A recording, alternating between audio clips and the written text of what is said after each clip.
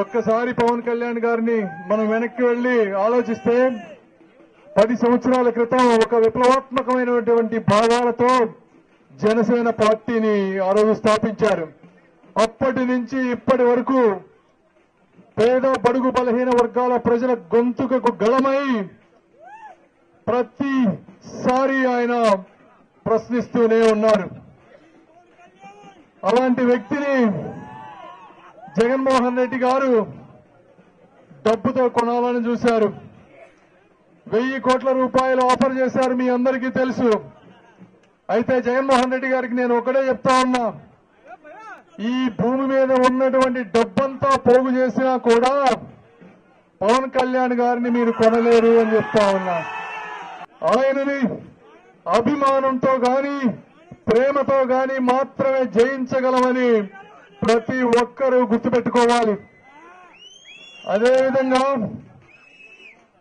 కొంతమంది పవన్ కళ్యాణ్ గారికి కులాల కుమ్ములాటని అంటగట్టాలని చూస్తూ ఉన్నారు. ఏమయ్యా, ఆయన భార్య ఆంధ్ర నుంచి రాలేదు, తెలంగాణ నుంచి రాలేదు, ఇండియా నుంచి రాలేదు, వేరే దేశం నుంచి వచ్చిందయ్యా. ఇంకా ఏంటి మీరు చెప్పేది కులమతాలు అని చెప్తా ఉన్నాను.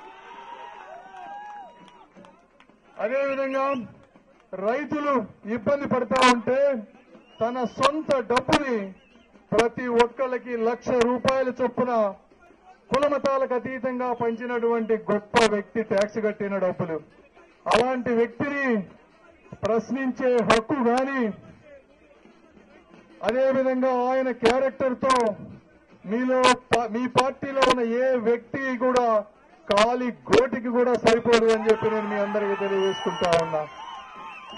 కాబట్టి పవన్ కళ్యాణ్ గారితో గాని ఆయన అభిమానులతో గాని పెట్టుకుంటే మంటల్లో మాడి మసైపోతారు అని కూడా మీ అందరికీ నేను తెలియజేసుకుంటా ఉన్నా.